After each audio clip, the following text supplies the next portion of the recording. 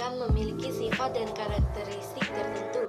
Beberapa ciri-ciri wirausaha antara lain memiliki jiwa leadership, bersikap percaya diri, bekerja keras dan melek, berorientasi ke masa depan, berani mengambil resiko, serta selalu berpikir positif. Sebelum saya memulai, harus memahami faktor-faktor keberhasilan dan kegagalan dalam usaha telur asin. Faktor-faktor yaitu pengaturan pasar yang tidak memadai, kinerja produk yang salah, sistem pemasaran yang tidak efektif. Saya akan membaca rangkuman faktor-faktor keberhasilan dan kegagalan dalam usaha telur asin. Keberhasilan tercapai bila permodalan sudah terpenuhi, penyaluran yang produktif, dan tercapainya tujuan organisasi keberhasilan. Bila yang Anda jalankan belum mencapai keberhasilan, alangkah baiknya Anda tidak cepat menyerah.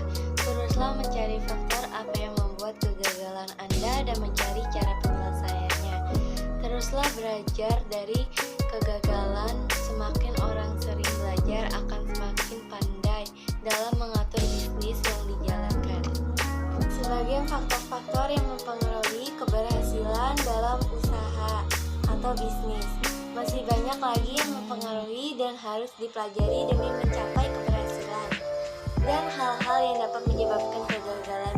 Saya akan menjelaskan faktor-faktor keberhasilan wirausaha beserta pengertiannya, dan saya akan menjelaskan faktor-faktor kegagalan wirausaha beserta pengertiannya.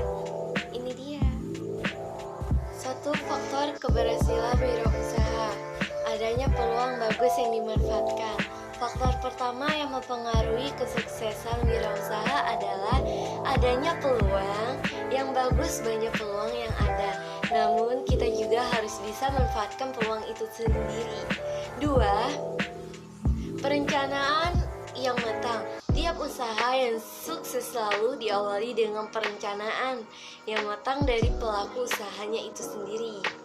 3. Tekad kuat dan kemauan keras. Salah satu faktor penting keberhasilan wirausaha ada dalam diri wirausaha itu sendiri. Memiliki sifat-sifat wirausaha sangat penting. Yang keempat, SDM yang kompeten. Dalam sebuah usaha juga dibutuhkan sumber daya manusia SDM yang kompeten sesuai job desk masing-masing. Di antaranya yang dibutuhkan adalah manajer, pengawas, pembuatan rencana, serta posisi-posisi yang penting lainnya demi kelancaran usaha itu sendiri. Yang kelima, jaringan yang luas. Kunci kesuksesan wirausaha juga bisa didapatkan dengan jaringan yang luas.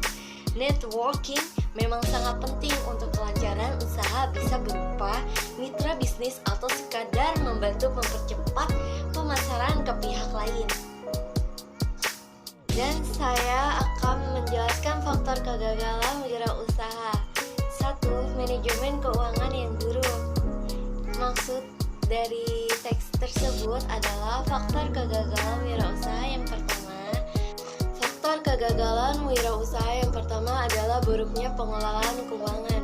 Seperti diketahui, jika keuangan sangat penting dalam sebuah usaha, buruknya pengelolaan keuangan membuat operasional usaha bisa terhambat.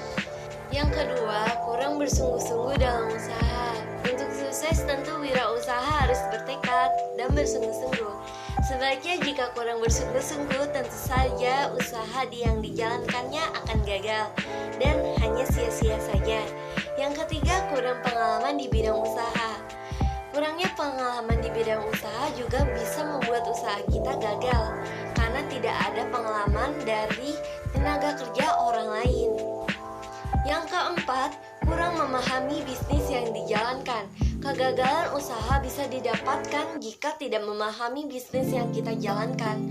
Wirausaha harus mempelajari bisnis yang kita jalankan tersebut. Kelima, salah memilih rekan bisnis. Kadang kegagalan bisnis juga bisa terjadi akibat salah memilih teman dan rekan kerja. Jika rekan bisnis kita tidak kompeten dan tidak bisa diajak bekerja sama, maka imbasnya keseluruhan usaha akan gagal. Yang keenam, riset pasar dan pemasaran yang buruk. Riset pasar sangat penting untuk mengetahui target konsumen. Selanjutnya, akan dilakukan promosi dan pemasaran untuk menjangkau target konsumen tersebut. Jika keduanya dijalankan dengan buruk, maka bisa dipastikan kegagalan akan menghampiri. Yang ketujuh, kurang siap menghadapi peralihan bisnis. Seorang wirausaha harus mampu menghadapi tren pasar dan peralihan bisnis yang mungkin terjadi, misalnya seperti peralihan dari bisnis offline ke bisnis online. Jika gagal mengantisipasi peralihan tersebut, maka tentu usaha kita akan semakin tertinggal dari kompetitor lainnya. Yang ke-8, lokasi usaha tidak strategis. Itu menyumbang kegagalan dalam usaha yang dijalankan. Akses mudah menuju ke lokasi usaha sangat penting untuk menjangkau target konsumen produk usaha kita. Jika lokasi tidak strategis, maka usaha tidak akan bisa berkembang.